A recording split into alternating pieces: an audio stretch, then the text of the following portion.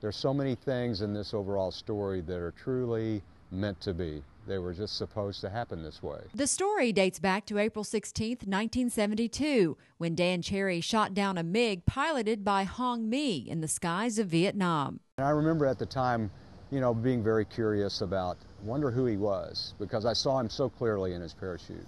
Cherry says the thought went out of his mind the next day when he resumed flying combat missions. He didn't give it another thought until 2004. And when we found the airplane and walked around it, still had my red Victory Star on the side, and my friends were asking me to tell the story, and I'd really never told it before. I really started to think about it then. A Vietnamese television show that orchestrates reunions helped Cherry track down the MiG pilot all these years later. I thought, this is incredible. It's too good to be true. I know this is a fraud. It's a hoax.